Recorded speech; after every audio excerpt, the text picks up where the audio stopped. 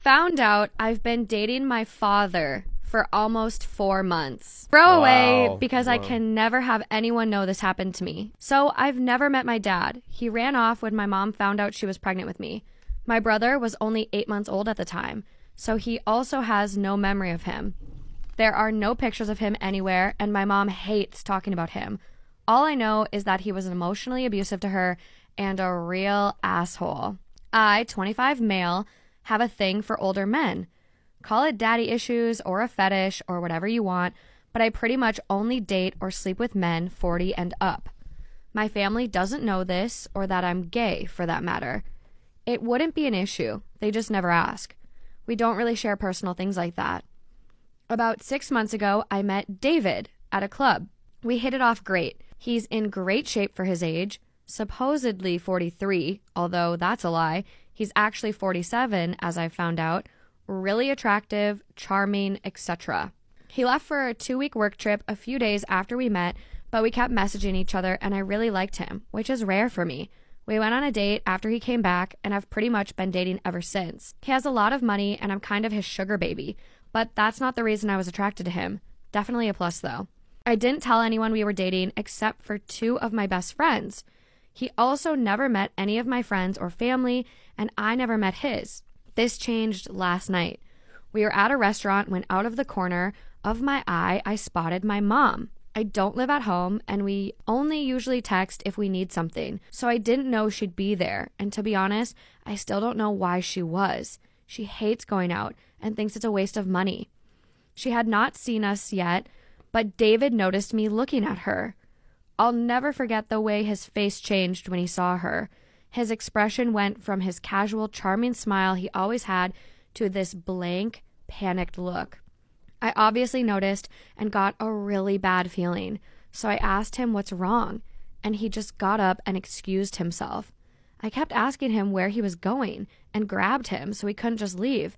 At this point, I was really confused and suspicious, but I would have never guessed what would happen next. I don't think anything could have prepared me for it. At some point while he was getting up, my mother must have spotted us, because next thing I know, she's next to our table, asking me what was going on. I couldn't really pinpoint her facial expression because it looked like she was horrified, but again, at this point, I didn't know David was my father, and she doesn't know I'm gay. David is visibly uncomfortable and looks like he wants to die. He was literally sweating. I assumed this was because he didn't want my mother to know I was dating someone of his age. I was about to try to explain what was going on to my mom when she said, "Why would you go behind my back like this?" I was so confused because, again, I didn't know he was my dad. So, what was she going on about? She probably assumed I had looked for and met up with my father without talking to her about it, despite her acting crazy for no reason. I kind of took it personally and thought she was trying to tell me who to date and what to do, so I casually told her that I was just on a date with my boyfriend, and I tried to grab David's hand, but he just jumped up and ran away. He literally bolted like a fucking Olympic runner. I cannot get the fucking image out of my head of him jumping between waiters to get away. Everyone was staring at us by this point. It was so embarrassing and I was mortified. My mom looked like she was frozen in place. I was more confused than ever. I had no idea what was happening. I had assumed she had asked me that because she didn't want me to be gay, which made no sense. She is very open and liberal, or date older men, which made a bit more sense, but was still none of her business. But her expression just made my skin crawl. It's like I could feel the horror she must have been experiencing. She just told me to get up and come with her. I was still confused, but something in her body language told me to just do as I was told. I quickly paid for our drinks and appetizers. Thank God the main course hadn't been served yet, because damn was that shit expensive. My mom excused herself to her friends, and once we were in her car outside, we just sat there in silence for what felt like at least 10 minutes. I didn't really dare to say anything. I was still processing that my boyfriend just fucking ran away from me and my mother. I had also tried to text him, but he wasn't responding. Shocker, I know. When my mom spoke, it sounded like she had been shot. She sounded so wounded. I think it must haunt me forever. She asked me who that man was, and I explained to her, and I went on about how much I loved him because, again, I was still thinking of David as my boyfriend and assumed my mom's reaction was because of his age or gender. I can't believe that I went on about how much I romantically loved my dad right to my mother's face. It makes me want to puke. Long story short, she told me he was my father and that she instantly recognized him. That talk was the most traumatic experience of my life. We both started crying at some point and just wept for a while in the car. I was howling. It was fucking primal. Why did this happen to me? I don't even think I could tell my therapist about this. I tried messaging David, but I just don't know what to say. The last message I sent him literally just says, "Please call me. I love you." Sent right after he ran away. Like, how do I come back from this? How do I ever look at my mom in the eye again? I haven't left my room yet, and I'm in tears again writing this.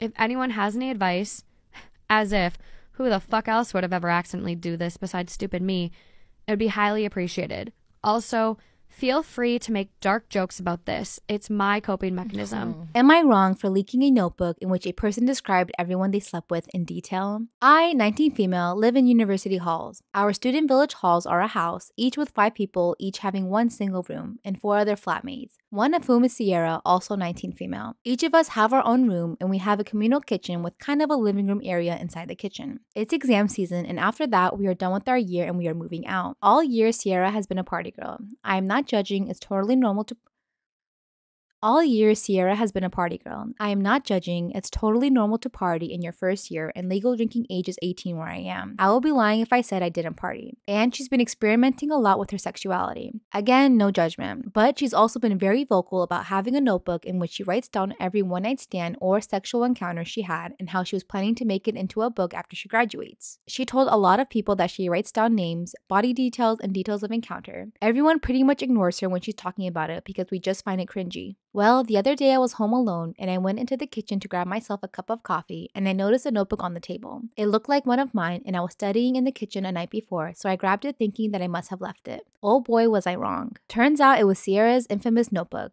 It was a train wreck. I know I should have stopped reading, but I couldn't put it down. It was so much worse than anyone thought. It was details of every encounter with scores and disparaging comments about people she slept with. She was rating their bodies, commenting on their skills, smells, etc. Every single detail about the encounter, comparing them to others, and etc. I took photos of every single page and left the notebook where it was, and I didn't mention it. I edited some photos to remove names and posted it anonymously to a Facebook group we shared with some people. It blew up all over the campus and Sierra got a lot of hate for this. Well, she ended up figuring out who it was that leaked it and she blew up at me, calling me a bunch of names, threatening me with legal action, etc. And she reported me for bullying to university authorities. Now in the aftermath of her figuring it out, I'm still sitting here wondering if I was really the asshole for posting photos of her notebook. So am I wrong for making it public? Am I wrong for refusing to change one of my students' diapers outside of school hours? I, 20 female, work full-time at a daycare with young preschoolers, a few of whom are still in diapers. The other day I was at a huge barbecue with some friends from high school and the friends of their parents were also there. I ran into one of my preschoolers and her mom and chatted with her for a little while. After a few minutes, the mom said that her kid's diaper was dirty and asked if I could change it. I thought she was joking, so I laughed and made a joke back about how I only change diapers when I'm on the clock. Her friends that she was sitting with all kind of laughed awkwardly, but she looked at me dead serious and said, "No, really, I don't change diapers." I felt really awkward but just said, "No, sorry," and then went to walk away. But then she started explaining to me that her husband is the only one who changes diapers because she's a germaphobe and has emetophobia, fear of throwing up. And she's only done it a few times when she absolutely had to, and she always threw up after, which apparently she has a crippling fear of doing. I felt that regardless of the circumstances, it was inappropriate for her to ask me this, so I said no again. She seemed really shocked by this and continued to explain how much she hates changing diapers and how her husband wasn't here so he couldn't help.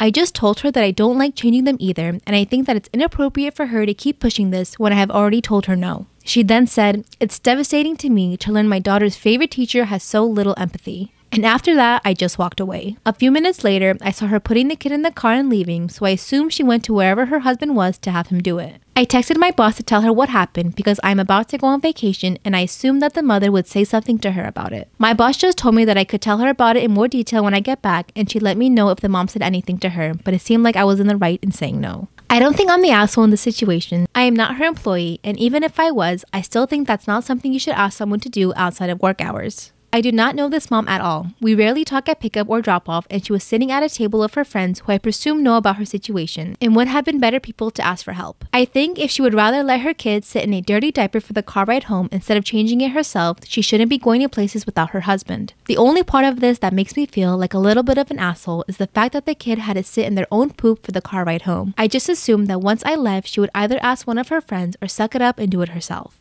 So, am I the asshole?